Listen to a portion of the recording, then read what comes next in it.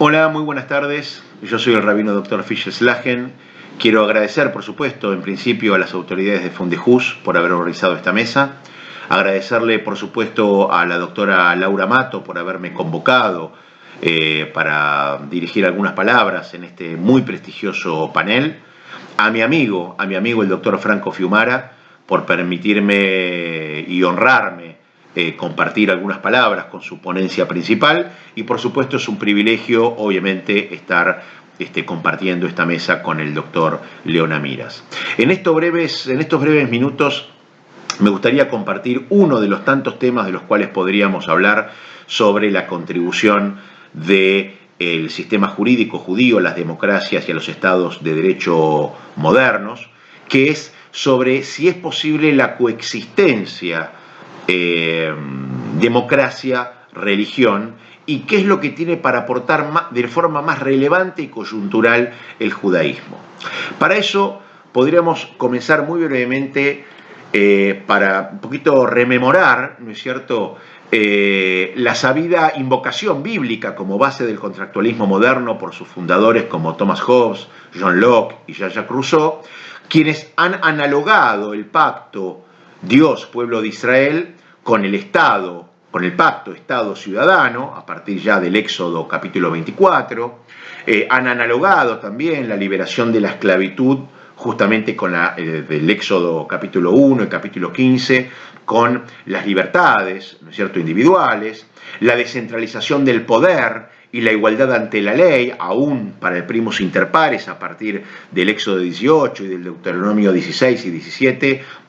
con justamente la descentralización de los poderes en un sistema democrático. Han analogado también lo que es la manumisión de esclavos, la cancelación de deudas, incluso la igualdad del hombre y la mujer por su creación simultánea a partir del Génesis 1:27, y en la humanidad descendiente unilinealmente de Adán y Eva, con justamente la igualdad de todos los hombres,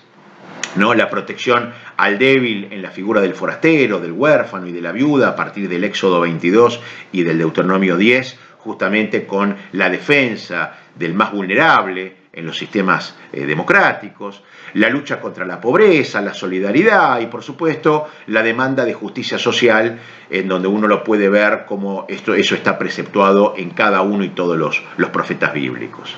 Ahora, esta relación entre mandato bíblico y principios democráticos modernos es básicamente el uso político que se dio de aquellos preceptos para conformar las democracias modernas, pero no es que describe una especificidad democrática bíblica, porque la Biblia no tiene como objeto una formación política ni una doctrina social determinada, sino básicamente la demanda de culto a Dios y su cumplimiento, es decir, el cumplimiento de la ley que Él ordena. Por eso sí creo que la específica y sustancial coexistencia, en este caso democracia-judaísmo, está dada por el mismo desarrollo milenario de la ley judía como marco jurídico individual y colectivo del judío, que presupone un judío diaspórico, porque la naturaleza de la mayor historicidad judía fue diaspórica, viviendo bajo un gobierno gentil, y por ello habiente la ley judía de mecanismos para insertarse en un sistema político, legal y administrativo ya dado. Ejemplo de ello, y muy particularmente, es el principio legal judío que en arameo se dice diná de malhutá diná, que es la ley del reinado, la ley del Estado, es la ley, y por la cual el judío debe cumplir con la ley impositiva, fiscal o administrativo-comercial del Estado.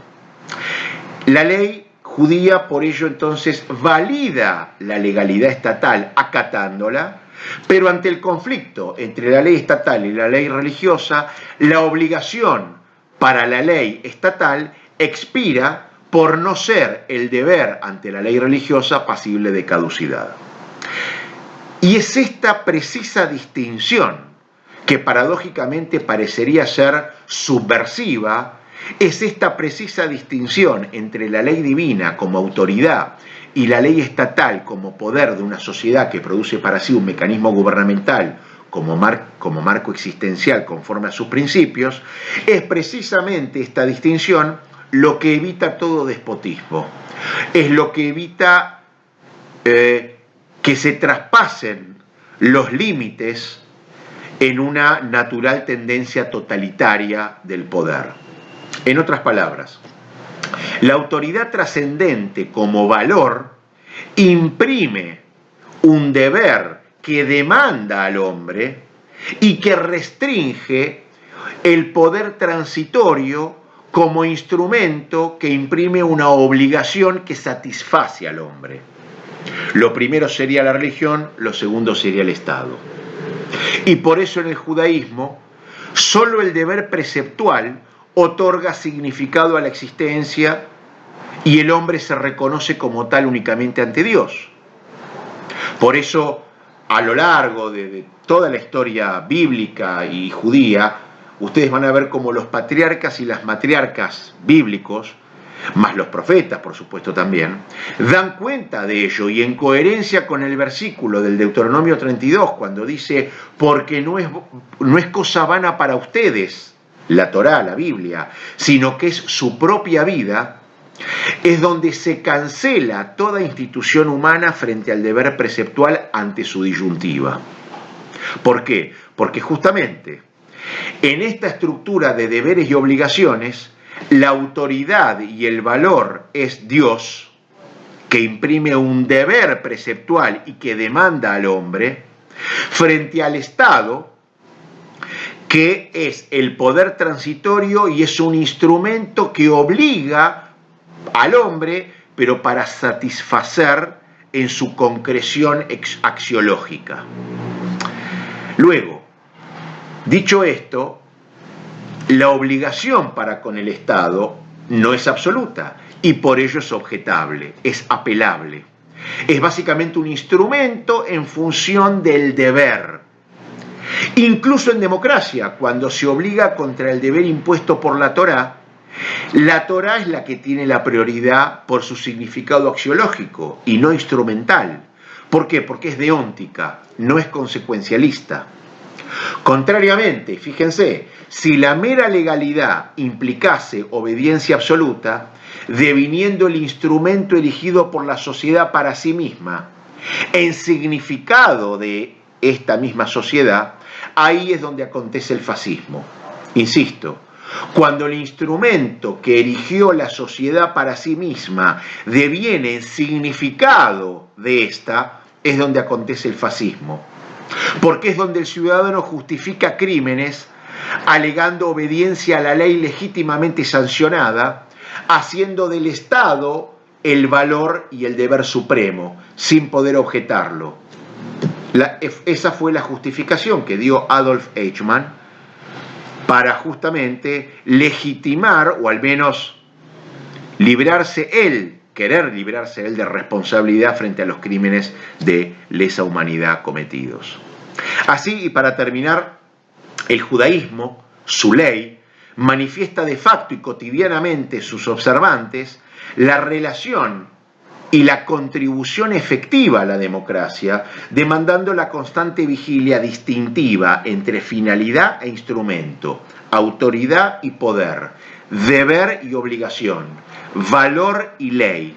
limitando el absolutismo, evitando consagrar lo profano y fortaleciendo así las libertades colectivas e individuales. Para terminar, un